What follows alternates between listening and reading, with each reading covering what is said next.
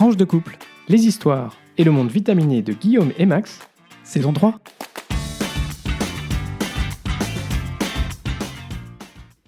Bonjour, bonsoir et bienvenue dans ce premier épisode de la saison 3 de notre podcast. Tranche de couple. Nous sommes Max et Guillaume et nous sommes vraiment ravis de vous retrouver en cette rentrée de septembre 2021. Épisode qu'on a choisi d'intituler « Bouge de là », vous allez voir très vite pourquoi. Alors si c'est la première fois que vous écoutez notre podcast, c'est possible, alors bienvenue à vous. Si c'est pas la première fois, welcome back. Bienvenue back. Alors, on rappelle qu'on diffuse un épisode le lundi tous les 15 jours, et puis entre-temps, vous pouvez retrouver des news et puis les liens pour creuser les sujets qu'on a développés dans les épisodes sur notre page Facebook et notre compte Twitter, toujours tranche de couple, comme le nom du podcast, donc 2 comme le chiffre 2. Et vous pouvez aussi nous envoyer un message par email sur tranchedecouple@gmail.com. Faites-nous signe, ça nous fera plaisir. Et pour terminer cette introduction, on compte toujours sur vous pour vous abonner au podcast, le faire connaître autour de vous, par exemple en partageant cet épisode sur vos réseaux sociaux ou en nous mettant une note. Et comme toujours, si vous le pouvez, comme je le disais, mettez une note ou un commentaire sur Apple Podcast. C'est encore aujourd'hui le moyen le plus efficace pour accroître notre visibilité. Un jour, on fera un petit décompte de là d'où viennent nos auditeurs, puisque grâce à nos outils de suivi, on peut savoir que vous venez d'un peu partout dans le monde. Effectivement, on pourra faire ça, tout à fait. Alors Max, bouge de là, c'est un peu le premier sujet pas très drôle, mais qui a occupé une partie de l'été. Tu vas nous parler de l'Afghanistan et de Kaboul. Exactement, je vais vous parler de la chute de Kaboul qui a conduit à une situation tout à fait dramatique ces dernières semaines en Afghanistan. Je suis sûr que vous en avez entendu parler. Alors comme nous, le 15 août dernier, vous avez peut-être pris conscience qu'une situation terrible se déroulait en Afghanistan avec la prise soudaine de Kaboul par les talibans et une véritable débâcle des Occidentaux qui se sont vus obligés de monter dans l'urgence des opérations d'évacuation de leurs ressortissants ainsi que de milliers de citoyens afghans ou d'autres nationalités qui fuyaient le nouveau régime. Alors, il y a d'abord eu beaucoup de confusion car le monde entier semblait avoir été pris par surprise, ce qui paraît quand même un petit peu étonnant en première approche. Alors du coup, aujourd'hui, on s'est dit qu'on allait revenir avec vous sur ce qui a conduit les talibans à prendre aussi rapidement Kaboul et à précipiter le départ des Occidentaux, en se basant sur un article fort intéressant du Washington Post qui a été publié ce week-end. On vous le mettra bien sûr, comme on l'a dit, en lien sur nos comptes Facebook et Twitter. Alors, pour l'historique, ça fait 20 ans qu'une coalition menée par les États-Unis est impliquée en Afghanistan, ça vous le saviez. Le désengagement d'Afghanistan avait été formellement décidé en 2021 par le président américain Joe Biden, parce que, pour des raisons de politique intérieure, il souhaitait que toutes les troupes américaines soient rentrées au pays le 11 septembre, la date du 20e anniversaire des attentats du 11 septembre 2001, qui, vous vous en souviendrez peut-être, avait conduit à ce déploiement en Afghanistan. Alors en avril dernier, l'OTAN, qui faisait partie de la coalition engagée en Afghanistan, avait pas eu d'autre choix que de formellement décider de la fin de son opération, puisque malgré les réticences de certains alliés, il était difficile d'aller à l'encontre des États-Unis ou de penser remplacer les troupes américaines. Et bien sûr, l'idée de certains pays était qu'un départ si rapide risquait de conduire au retour des talibans à très court terme et mettrait à bas les efforts importants qui ont été déployés ces 20 dernières années pour soutenir le développement du pays. Il y en a qui mènent non manifestement, les services secrets avaient vu les choses un peu en avance. Alors, il était effectivement prévu que les Occidentaux se désengagent, et ça serait du coup au gouvernement afghan et à ses forces de sécurité et de défense, qui avaient été formées et équipées par la coalition pendant 20 ans, d'assurer la sécurité du pays face aux talibans, ce qu'ils apparaissaient en première approche résolus à faire. Alors, bien sûr, personne ne pensait vraiment qu'il était très réaliste que le gouvernement arrive à tenir le pays seul face aux talibans, puisque le soutien financier et militaire de la coalition était absolument essentiel. Et l'ambition était plutôt qu'ils arrivent à tenir à peu près 6 mois, ce qui laissait en fait le temps à tout le monde de partir, et puis ensuite qu'ils laissent la place à un gouvernement d'union nationale de coalition qui intégrerait des talibans. Le scénario était jugé réaliste encore en juin dernier à Washington, et permettait que, effectivement, les Américains quittent le pays tranquillement avant que le pays s'effondre. Enfin, globalement, je vous la fais courte. Tranquillement. Et avant que le pays s'effondre. Notez Alors, bien ces mots. Le désengagement, il était de fait en juin dernier déjà bien avancé, puisque début juillet, on avait à peu près 90% des forces américaines qui avaient déjà quitté le pays, et les Américains étaient ceux qui étaient le plus nombreux naturellement. Alors ce désengagement, il était parfois un peu abrupt, hein, puisqu'on avait lu dans la presse que l'armée américaine avait quitté la base de Bagram, une base gigantesque qui est située à peu près à 1 heure et demie de route au nord de Kaboul, en coupant l'électricité en partant, et en prévenant pas les forces afghanes qui elles aussi étaient déployées sur la base, en laissant des tonnes de vie, des véhicules parfois sans les clés, souvent sans les clés, et puis des munitions et des petites armes, mais aussi près de 5000 prisonniers talibans. Alors du coup, en prévenant pas les Afghans sur place, c'est un petit peu moyen, comme on dit. S'il était donc probable qu'à moyen terme, Kaboul soit repris par les talibans, on ne s'attendait pas à ce que ce soit aussi rapide, notamment parce que Kaboul, c'est quand même une ville de près de 5 millions d'habitants, et donc en la défendant bien, ça pourrait quand même prendre du temps avant de récupérer l'intégralité de la ville. Et pour autant, il y a quand même eu des signes avant-coureurs que les forces gouvernementales ne seraient pas forcément à la hauteur, puisque fin juin, début juillet, ces mêmes forces gouvernementales avaient abandonné les postes frontières à la frontière avec l'Iran et le Tadjikistan, lorsque les groupes armés talibans avaient cherché à les prendre. Et puis progressivement, les talibans ont progressé dans le nord du pays et puis ailleurs, ce qui a un peu conduit une certaine inquiétude chez les Américains, qui ont recommandé au gouvernement afghan de mettre en place une stratégie qui visait non pas à défendre l'ensemble des 34 provinces du pays, mais à se concentrer en fait sur ce qui était le plus vital, et en particulier de protéger Kaboul. Alors début août, une large part des provinces afghanes, 2 douzaines, tombent aux mains des talibans. Alors à Washington, ça inquiète pas plus que ça, parce qu'on se dit que, bon, ok, ça sera peut-être pas 6 mois, mais la prise de Kaboul n'interviendra pas avant l'automne, donc suffisamment longtemps après le 11 septembre. C'est la raison pour laquelle, le 13 août, 2 jours avant la prise de Kaboul, Joe Biden part tranquillement dans sa résidence de vacances à Camp David, et le ministre des Affaires étrangères américain, lui, est déjà dans les Hamptons, un lieu de villégiature très prisé. Alors le 14 août, le samedi, Mazar-e-Sharif, qui est la 4e ville du pays, elle tombe aux mains des talibans. Et là, c'est à ce moment-là qu'on appuie sur le bouton panique. Le ministre de la Défense américain appelle à la relocalisation immédiate du personnel de l'ambassade à l'aéroport de Kaboul.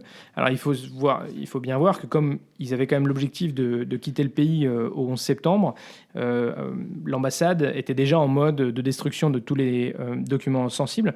Et puis c'était quand même la plus grosse ambassade du monde, donc il y avait du boulot. Et alors là, on commence à accélérer la destruction des disques durs des ordinateurs, mais aussi par exemple des drapeaux pour éviter qu'ils soient utilisés par la propagande talibane.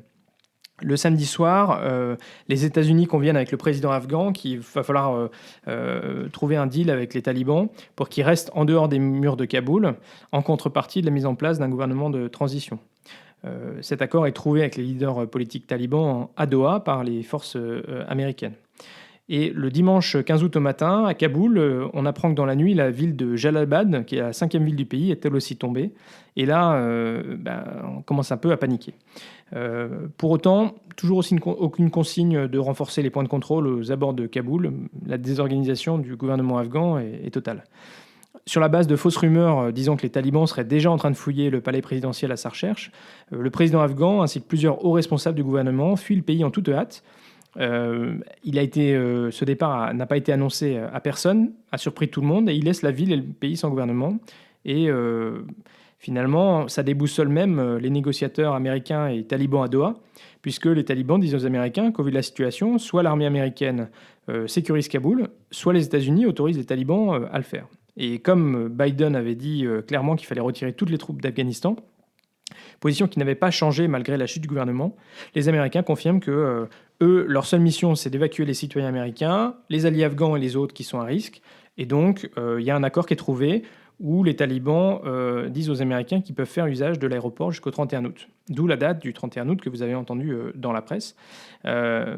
Et en parallèle, les talibans contrôlent la ville, ce qui est fait quasiment dans la foulée, puisque les talibans ne rencontrent aucun soldat ou policier quand ils investissent la ville, ce qui est quand même assez hallucinant. Et au même moment, les Kabouliers se terrent chez eux, ils cherchent comment fuir, et aussi ceux qui savent qu'ils ne pourront pas fuir, de détruire les traces de leur vie à l'occidental.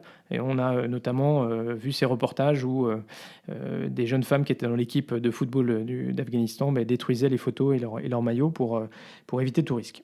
Et c'est à ce moment-là que commence aussi, continue le balai des hélicoptères entre l'ambassade américaine et l'aéroport, dans un scénario qui rappelle d'autres évacuations qu'on a bien connues dans l'histoire, assez dramatiques. Notamment le Vietnam, avec une évacuation de l'ambassade américaine à Saigon, dans les mêmes circonstances, il y a quelques années en arrière. Exactement. Donc ça, c'est assez dramatique parce que quand même la situation, c'était quand même assez prévisible. Hein.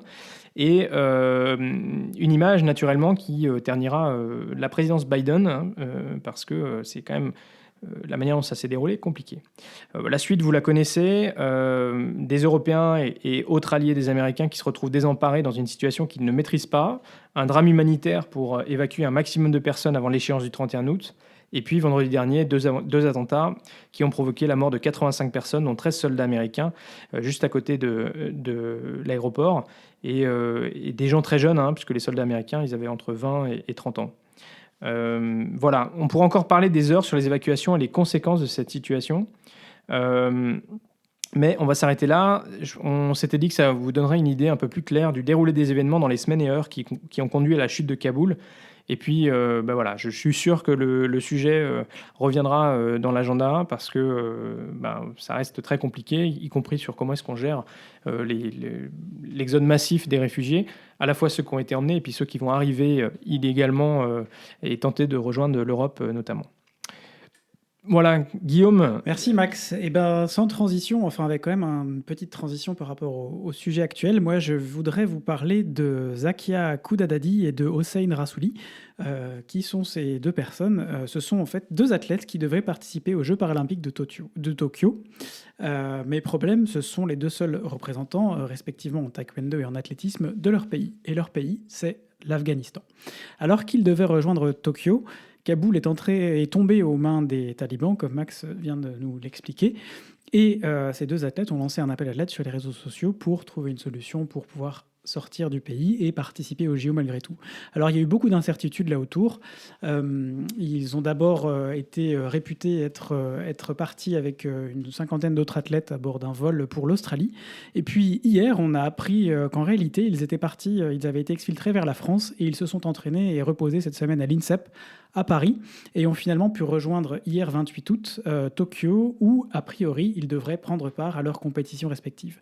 C'est dans ce sombre tableau, j'ai envie de dire, une histoire qui montre qu'il y a eu quand même beaucoup de solidarité, que même si tous les pays ne sont pas encore arrivés à exfiltrer tous les Afghans qui pourraient l'être, il y a eu des petites lumières. Pourquoi je vous parle de ces deux athlètes? Parce que je voudrais aussi vous parler plus largement des Jeux Olympiques et des Jeux Paralympiques, surtout absolument, qui ont eu lieu cet été. Après un report très commenté et exceptionnel l'an dernier à cause de ce que vous savez, les JO et les Jeux Paralympiques de 2020 se déroulent finalement en 2021. Et comme l'Euro et comme d'autres compétitions sportives, et pour diverses raisons, on parle bien des Jeux Olympiques de 2020 et des Jeux Paralympiques de 2020 et non de 2021. Je pense que c'était surtout pour pas avoir à réimprimer toutes les communications qu'ils avaient faites autour. Ça peut se comprendre, puis 2020 c'est un chiffre rond, tout ça. Sans public, pour la première fois de leur histoire, ces Jeux sont l'occasion pour les sportifs de revenir à l'essence de leur sport et d'assister à des scènes assez inédites où, en fait, ce sont les équipes et les athlètes sur place de chaque pays qui supportent leurs collègues avec beaucoup d'entrain sur la piste, le tatami ou dans les bassins, sous l'œil exceptionnellement bienveillant des arbitres, pourtant normalement très attentifs à limiter les effusions dans les équipes ou parmi les proches des athlètes qui sont en compétition. Bref, je voulais donc profiter de ce podcast de rentrée pour faire un focus sur les Jeux paralympiques. On en a déjà parlé, mais le handicap est une cause qui me tient à cœur, et même si on progresse énormément, avec notamment une couverture complète depuis les JO de Rio en 2016 par France Télévisions, soit sur l'une de ses chaînes, soit sur Internet, de l'ensemble des épreuves des Jeux paralympiques, il reste encore beaucoup à faire pour améliorer la visibilité de ces Jeux, et en règle générale dans la société, la visibilité des personnes handicapées. Moi, je ne vais pas m'attaquer à ce sujet aujourd'hui, qui est un sujet trop large, mais je voulais vous expliquer un peu les Jeux paralympiques. Comment ça marche? Alors, comme les JO, ils regroupent des sports d'été ou d'hiver, une fois tous les 2 ans, en alternance, auxquels participent des milliers d'athlètes porteurs d'un ou plusieurs handicaps différents. Tous les 4 ans, ils ont lieu à la suite des Jeux Olympiques. Ils durent une dizaine de jours, soit 4 ou 5 jours de moins que les Jeux Olympiques. Et y participent des athlètes atteints par un handicap physique, visuel ou mental. Ils sont organisés par le Comité international paralympique Et pour la petite histoire, les athlètes atteints de surdité participent aux Deaflympics, compétition à part. De même que les athlètes atteints d'un handicap mental participaient entre 2000 et 2012 uniquement aux Jeux olympiques spéciaux qui leur étaient réservés pour des raisons de classification des handicaps. Ben oui, parce que pourquoi c'est compliqué et pourquoi c'est plus compliqué que les Jeux olympiques, c'est aussi parce qu'il y a plus de catégories. Les athlètes sont catégorisés en fonction de leur handicap. Alors, ce n'est pas une catégorisation forcément précise. On a, par exemple, pour le handicap visuel, quatre catégories différentes en fonction de la déficience visuelle. Alors voilà, donc l'idée étant de donner une égalité ou un traitement le plus juste possible à tous les athlètes qui y participent. C'est pour ça qu'on a aujourd'hui, pour ces JO de Tokyo, 539 en tout compétitions qui vont avoir lieu dans tous les sports possibles et imaginables. La plupart des sports valides ont aussi un format pour les non-valides. On assiste à des scènes tout à fait inédites. Par exemple, il y a un archer belge qui participe en ce moment à la compétition qui tire avec ses pieds. Ben oui, il tire avec ses pieds parce que il est né sans bras et il est né avec une jambe plus petite que l'autre, mais il a appris à tirer avec ses pieds. On va le suivre un peu son parcours. Il s'agit, pour ceux qui veulent le suivre, de Piotr Van Montagu. Et puis, on a des athlètes qui participent, par exemple, Marie-Amélie Le Fur, qui a été une très très grande championne paralympique française, qui participait à ces derniers Jeux. Elle a une jambe en moins, et donc elle participe sur une jambe ressort comme d'autres à leur époque. On se souvient d'Oscar Pistorius, célèbre athlète sud-africain qui malheureusement ensuite a eu pas mal de soucis et de déboires. Bref, mais en tout cas, tout ça pour dire que tous ces athlètes qui y participent font preuve autant, sinon plus, que les athlètes valides d'un mental d'acier pour arriver là. Et je voudrais aussi souligner une catégorie particulière qui est celle des athlètes handicapés mentaux, puisqu'il y a certains handicaps mentaux qui sont aujourd'hui capables de concourir aux Jeux paralympiques. Et donc, je voudrais vous parler en particulier de Léa Ferney, une jeune personne avec un handicap lié à une malformation chromosomique et donc un léger handicap mental, qui a gagné une belle médaille d'argent en tennis de table il y a 2 jours de ça. C'est d'ailleurs à 17 ans la benjamine de l'équipe de France paralympique. Voilà, pour vous dire que tout le monde est bienvenu aux Jeux olympiques et aux Jeux paralympiques. En ce qui concerne les médailles, rapidement, la France perd régulièrement des places au tableau des médailles depuis les années 80. Pas parce que ces athlètes sont moins bons, mais parce que d'autres pays initialement qui ont moins investi dans les sports paralympiques y investissent davantage et soutiennent leurs athlètes plus qu'avant. On est passé de 43 pays se partageant les médailles en 1980 à plus de 80 pays en 2020, alors même que les Jeux ne sont pas terminés. À l'époque, en 80, la France faisait 180 médailles. On espère cette année atteindre 40 à 50 médailles.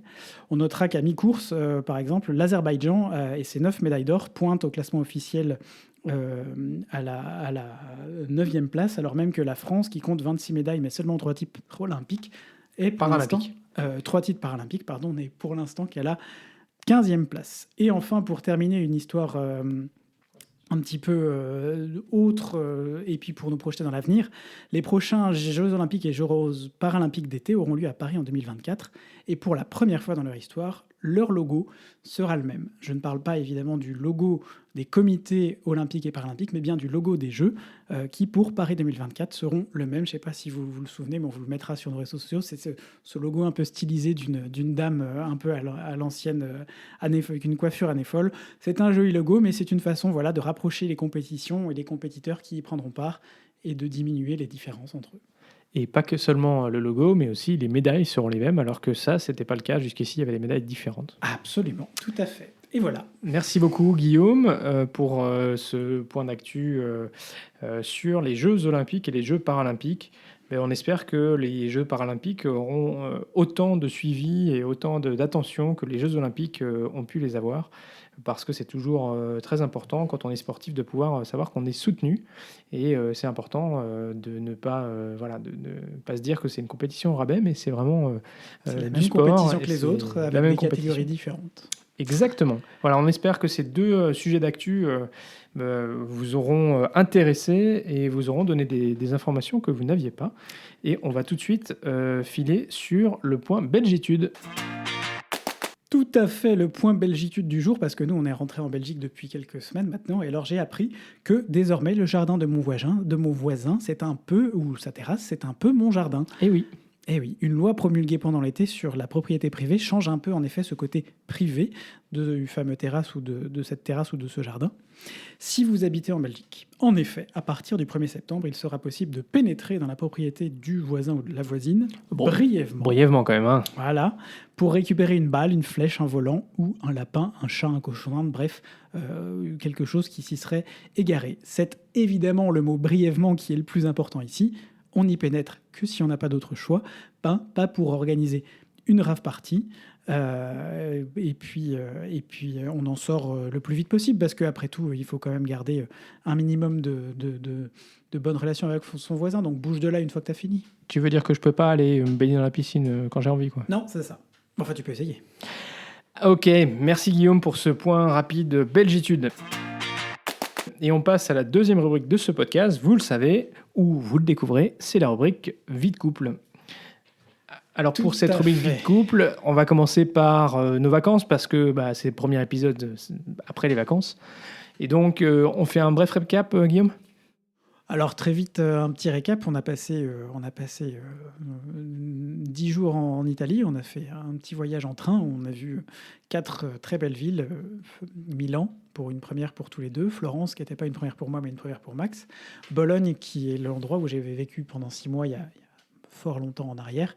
Souvenir, mais c'était une première pour Max. Et on a fini par Venise, qui est une ville auquel on revenait tous les deux. Voilà, on a pu profiter, déconnecter, avant de se diriger vers la France, où là, nous avons fait un petit périple en voiture, comme d'habitude.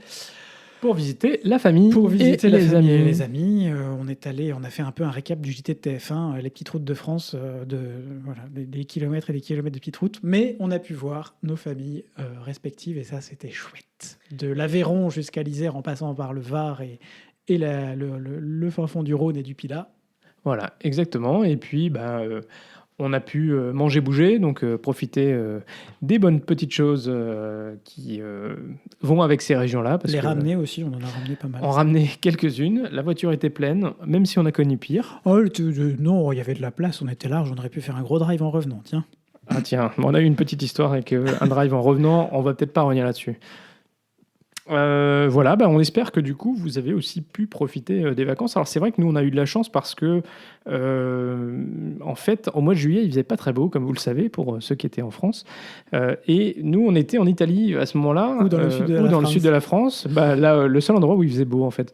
Donc et alors pour ceux qui avaient peut-être suivi nos projets de vacances, vous vous souviendrez peut-être que on avait prévu d'aller aux États-Unis cet été, et puis malheureusement on n'a pas pu aller aux États-Unis parce que les frontières n'ont pas été rouvertes si vous veniez d'Europe. Ah oui, alors si vous étiez, je sais pas moi, en Égypte ou au Mexique, là vous pouviez rentrer aux États-Unis, mais en venant d'Europe et même en étant vacciné, vous n'aviez pas le droit de rentrer. Donc, c'est d'ailleurs toujours le cas. Vous ne pouvez pas aller aux États-Unis. Pas de regret du coup. Donc pas de regret. Pas de regret, mais on était content d'avoir préparé le petit plan backup. C'est ça. Le plan je remercie Guillaume d'être toujours un préparateur de vacances hors pair. En plus, comme l'Italie, il connaît bien. Ça, c'était plutôt chouette. Et alors, quand même, petite nouveauté, c'est qu'on l'a fait en train. Et ça, c'était un peu une nouveauté. Mais c'était assez sympa de pouvoir partir de Genève et te faire ce petit périple en train. Ça limite un peu les options, parce que du coup, on va pas forcément dans d'autres villes, mais ça fait qu'on met de côté des idées pour de prochains voyages, à Sienne, à Assise, en Toscane, dans le centre de la Toscane, ou des endroits où... Voilà. Et il faut dire aussi que ça simplifie les choses en partie parce que les centres-villes des villes italiennes, elles sont souvent un petit peu compliquées. Souvent, il y a un péage pour pouvoir rentrer dans la ville. Et donc, il faut se garer à l'extérieur. Enfin, c'est un petit peu compliqué. Donc, on n'avait pas ça. Bon, le côté un peu plus négatif, c'est que du coup, on se trimballait avec un gros sac à dos. Mais donc, ça limite aussi ce que tu peux rapporter. On serait baladé avec le sac à dos aussi. Oui, mais ça limite ce que tu peux rapporter. On n'a pas rapporté de bouteilles de vin ou de truffes de Bologne. Oui, bon, en même temps, voilà. Est-ce que ça nous a manqué vraiment ? Voilà, donc vous voyez les épicuriens, mais quand même, c'est pas grave. On a profité sur place, on a fait plein de petits restos sympas. On a bien profité, ça c'est vrai. On espère que vous aussi, vous avez pu profiter de vos vacances et que vous avez pu vous reposer, que vous avez pu prendre un peu le soleil. C'est vrai que, je sais pas, je lisais dans la presse que les gens revenaient un peu fatigués de leurs vacances.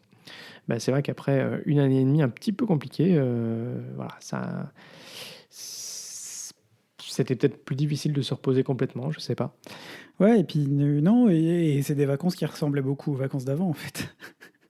Mis à part le masque ou les prises de température, c'est vrai qu'on est reparti sur des rythmes, je sais pas si c'est le cas pour tout le monde, mais sur un rythme qui était celui qu'on a eu avant le Covid. Et où du coup, on a enchaîné, nous en tout cas, les kilomètres, et où on a peut-être eu parfois un peu de mal à se reposer à cause de ça. Moi, c'est la première fois que ça m'a fait ça, de me dire, peut-être que l'année prochaine, on essaiera d'être un peu moins prolixe. Faut choisir ses routes aussi, peut-être. Bah, quand t'as le choix, oui. On partit en partie, ouais. Bref. Allez, et donc, après les vacances, ben, c'est la rentrée. Alors pour nous, ben, ça fait déjà 2 semaines qu'on est rentré. Bientôt, on va entamer la 3e semaine. Alors, ce qui est plutôt bien de rentrer mi-août, c'est qu'en général, on reprend les choses plutôt doucement. Même s'il y avait quand même du boulot hein, de nos deux côtés. Alors, d'un point de vue, on va dire sanitaire, la situation a évolué relativement dans le bon sens, puisque le taux de vaccination a bien augmenté, même si à Bruxelles, par rapport aux 2 autres régions belges, le taux de vaccination est plus faible. Et donc, c'est vrai qu'il y a eu une petite relaxe pour la Flandre et la Wallonie, qui n'est pas encore effective à Bruxelles. Et on espère que ceux qui ne sont pas vaccinés iront se faire vacciner pour pouvoir relaxer les choses. Alors ça veut dire que dans nos boulots respectifs, on continue à faire une partie du télétravail parce que en l'état, on ne peut pas revenir complètement au boulot comme avant. Tout à fait. Est-ce qu'on a un autre sujet, rentrée, autre chose à dire ? Bah oui, du coup, la rentrée chez nous, c'est aussi synonyme de profiter, comme l'année dernière, on l'avait fait, des fruits et légumes de saison, n'est-ce pas? Nous qui sommes un peu épicuriens, on vous en a parlé. Et puis comme on a bien profité cet été pendant nos vacances, on essaye de reprendre un régime alimentaire un peu plus sain. On boit un petit peu moins, on mange un peu plus équilibré. On s'est remis au sport. On n'arrête pas là, c'est fou, c'est ouf. Maintenant que les salles de sport ont rouvert, comme tu le disais. Et puis voilà. On a trouvé, du coup, quand même, il faut faire une petite parenthèse sur ce que tu disais tout à l'heure. On a quand même réussi à trouver des Mirabelles, après avoir désespéré pendant plusieurs jours, voire semaines, de savoir si on arriverait à trouver des Mirabelles. Tous les ans, le point Mirabelle, vous y aurez droit. On se retrouve en août l'année prochaine pour la saison 1 de l'épisode 4. La saison 4 de l'épisode 1. Ouais, c'est ça. Mon Dieu. Oh, ça va. On a pu faire des tartes aux Mirabelles. Guillaume a fait aujourd'hui de la confiture à la Mirabelle. Il nous a fait un petit crumble fraise Mirabelle qui était absolument délicieux. On vous incite à tester si vous le pouvez. Ouais. Là, on a une petite compote ananas Mirabelle pêche qui est sur le feu. Là, on va aller voir ce que ça vous va dira donner. ce que ça donnera. Pas mal. Et alors, je crois que je vais tester la glace à la Mirabelle. Eh ben voilà. Après avoir fait de la glace à la pêche, j'ai fait de la glace à la pêche ce matin. On va faire de la glace à la Mirabelle. Enfin, vous voyez, il y a les bonnes petites choses. Avec tout ce qu'on a rapporté. Bien rentrer mi-août, comme tu le disais aussi. Mais non, mais c'est plus calme et c'est des moments où on a le temps de faire ça, ce qu'on n'a pas le temps de faire quand on est dans l'année. Et comme cette année, a priori, on va repartir comme en 40 et sur un rythme qui ressemble beaucoup plus à 2019 qu'à 2020. Eh ben, on va être content d'avoir profité de 2-3 week-ends en août pour faire des choses ici. Voilà. Ben oui, parce que les prochaines semaines et prochains mois s'annoncent plutôt chargés pour nous deux. Voilà. Et c'est vrai qu'on regardait l'autre jour quand est-ce qu'on avait un week-end de libre. En fait, ça se charge pas mal. Mais enfin, on est quand même content. Les choses avancent et on va pouvoir commencer à revoir du monde. Et ça, c'est plutôt chouette. Tout à fait. Allez, on termine ce podcast par la rubrique découverte. On prend l'air aujourd'hui, Guillaume ? Absolument, on prend l'air depuis la semaine dernière en fait, puisque nous avons repris nos bonnes vieilles habitudes, et surtout que la météo en Belgique, qui n'a pas été particulièrement clémente ces dernières semaines, nous a permis de le faire. On a repris la rollerbike parade. C'est une sorte de mini de course, mais c'est pas vraiment une course. C'est quoi? Ils appellent ça une parade où il y a à l'avant des gens en roller, à l'arrière des gens en vélo, le tout encadré par la police, et où en gros on a pendant une soirée, pendant 3 heures, une petite boucle de 5 km, puis une grande boucle de 15 à 20 km en plus. Ah non, c'est plutôt 20-25 km. Rappelle-toi, la première soirée, on a fait 30 km. Oui. Donc effectivement, la première boucle, ça permet notamment aux gens avec enfants ou ceux qui débutent, par exemple le roller, comme ça a été mon de cas. récupérer, d'aller chercher leur vélo. De faire pour une la petite deuxième boucle. Et puis après, c'est parti. Et là, on va un petit peu plus loin. Mais en tout cas, c'est très sympa. On rentre un petit peu tard. Alors, faut prendre un petit peu d'eau et quelques biscuits avec soi ou alors avoir déjà dîné. Mais en tout cas, vraiment très sympa. Et on fait des expériences assez sympathiques. Par exemple, vendredi soir, on a eu la chance de pouvoir traverser le tunnel Léopold II. C'est un monstrueux tunnel routier à Bruxelles qui fait partie des axes structurants de la ville, donc qui est une sortie et à la fois une entrée en centre-ville. Il est assez long, il fait 3 km, je crois, ou 4 km. Et il est fermé le soir pour cause de travaux à partir de 22h. Et là, ils ont retardé un peu les travaux pour que nous puissions passer dans le tunnel à un moment donné avec nos vélos, sans aucune voiture autour. Et ça, c'était assez chouette, faut reconnaître, de une fois de temps en temps prendre empiéter un peu sur le terrain des automobilistes, qu'on aime beaucoup par ailleurs. Mais voilà. Et alors, en fait, cette Roller Bike Parade, donc là, elle est sponsorisée par l'assureur AG et en fait, elle est organisée tous les ans autour de l'été, donc à partir de mi-juin jusqu'à la fin de l'été, début septembre. Elle est aussi organisée dans d'autres villes de Belgique, donc si vous habitez dans d'autres grandes villes de Belgique, vous pouvez aussi faire cette Roller Bike Parade. Alors, c'est pas le vendredi du coup, mais c'est un autre jour. Et en France, vous trouvez aussi de telles initiatives. Donc n'hésitez pas, c'est vraiment super sympa de découvrir les villes d'une autre manière et puis surtout d'une manière sécurisée. On est au milieu de la chaussée, on en profite bien et voilà. Et à Bruxelles, il y a aussi le dernier vendredi du mois à 18h, donc c'est pas le même horaire. C'est une pas la même critical ambiance mass non plus. C'est là un rassemblement où il peut y avoir plus de 3000 cyclistes. On est plus dans du militant là. C'est plus du militant que du familial. Exactement. Donc c'est quelque chose qu'on testera aussi. Vous pouvez retrouver quelques petites photos sur notre compte Twitter, Tranche de Coupe, je l'ai dit tout à l'heure, de vendredi soir et de la semaine dernière. Voilà. Et voilà, je crois qu'on vous a un peu tout dit pour aujourd'hui. Qu'est-ce que t'en penses, Max ? Oui, je crois que c'est déjà pas mal. Et puis on arrive dans notre timing. On essaie de rester le plus proche des 30 minutes possible suite à la consultation qu'on avait fait les dernières. Tout à fait. Effectivement, c'est déjà la fin de cet épisode. Si ce podcast vous plaît, faites-le découvrir autour de vous, n'hésitez pas à le partager et puis on le rappelle à mettre une note sur la plateforme de podcast que vous utilisez ou un commentaire. Et aussi, vous pouvez liker sur YouTube puisque l'épisode est aussi diffusé en audio sur YouTube. Tout à fait. On vous rappelle que nous sommes diffusés, puisqu'on parle de diffusion tous les 15 jours, le lundi matin ou le dimanche soir pour ceux qui ne dorment pas tout de suite. Alors portez-vous bien d'ici au prochain épisode. Gros bisous et à très vite pour de nouvelles tranches. Vitaminé!